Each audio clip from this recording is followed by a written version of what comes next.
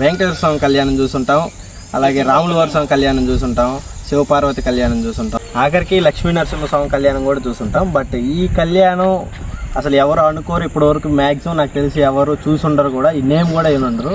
అది first time Anjaneya స్వామి కళ్యాణం చూడబోతున్నాం.